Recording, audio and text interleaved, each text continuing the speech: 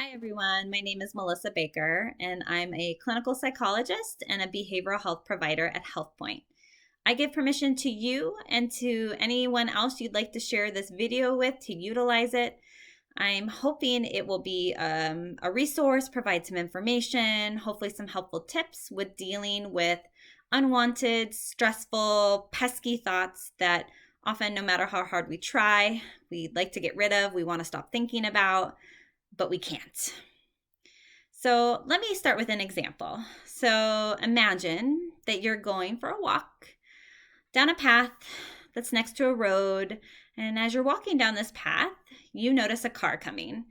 And this car is the most obnoxious, brightly colored, crazy patterned car you have ever seen.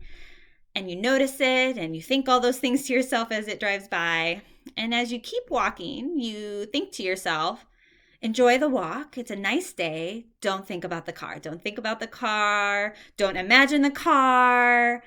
Now, maybe when I gave this example, you were imagining a car in your mind. And as I'm telling you to not think about it, don't imagine it, you're struggling to do that. It's like as soon as we tell our brain, don't think about it, don't imagine it in your mind, stop that, you think about it more. Again, a strategy, tell yourself to stop that or don't think that. But our brains are a little bit smarter than that. And again, what you just end up doing is often thinking about it more. And sometimes you can feel that sense of failure. Like, why can't I stop thinking about this? And if you were really on that walk, what are you missing out on? The sun, the scenery, the pleasure, what you feel in your body just going for that walk.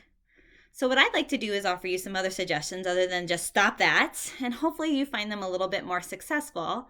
Now, I'd like to start by saying I'm not going to teach you anything that's going to make that thought go away. My example already provided that, that's not necessarily possible. Sometimes you can tell yourself not to think about something and you don't think about it as much, but I would like to give you some other strategies that maybe that thought will still be present in your mind, or you'll notice that you're having it, but yet you can, again, on that walk, pay attention to that sun and to that scenery and really enjoy the experience and still have that thought kind of stuck in your mind too.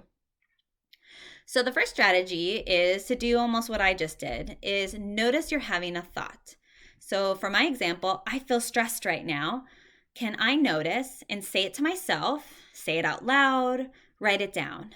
I'm noticing that I'm having the thought, I'm stressed out.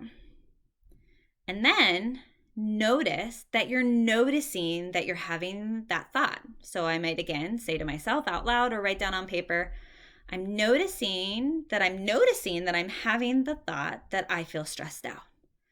Sometimes that observer stance actually allows us to notice what our mind is kind of stuck in, what we're thinking about. And sometimes that's like standing still for a moment and taking a step back and observing and noticing. And that might even change what you do or don't do.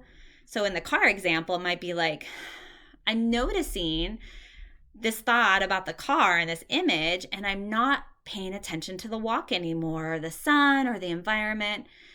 Can I notice that thought about the car? Can I notice that image? But can I notice my environment just as much or as equal to that car? Another technique is to say the thought and to say it in a funny voice. So example, oh, I feel stressed out, might be a silly voice, or I might say it like this. And sometimes when you say it differently, it sounds differently and you can laugh a bit. And again, that might actually create a different reaction or a different decision of what you will do based upon the fact that you're now noticing you have that thought. You made it a little silly. It just doesn't sound the same as I feel stressed out, right? Another technique I like to also utilize is to give a thought life.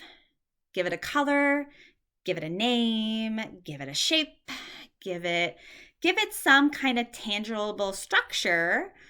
So for example, I'm feeling stressed out. I might imagine in my mind that that's like a dumbbell, that thought feels so heavy to me and overwhelming that I imagine this ginormous dumbbell that I'm holding in my arms, and it's so heavy and unwanted, but no matter how hard I try, I just can't throw it somewhere and get rid of it, and it's gone. But putting that image to the dumbbell, what I could do is say, hey, can I put it down? Can I set it on the ground next to me? Notice that that dumbbell, which is the thought I feel stressed out, is now on the floor. I'm not having to hold it. Maybe I feel a bit lighter now, right? And maybe what I can do instead of holding that dumbbell is now pick up a book and hold it and enjoy this book I really wanted to read when I had this thought. I'm feeling stressed out. Now, of course, the dumbbell is a visual for that thought. And maybe what I can notice too is that I'm reading my book. And even though I put this dumbbell down, I might still occasionally find my brain go, but I feel stressed out. And again, how might I notice that I'm reading this book and that I can take that thought like it's another dumbbell or the same dumbbell? Maybe I didn't even realize they picked it back up and put it back down.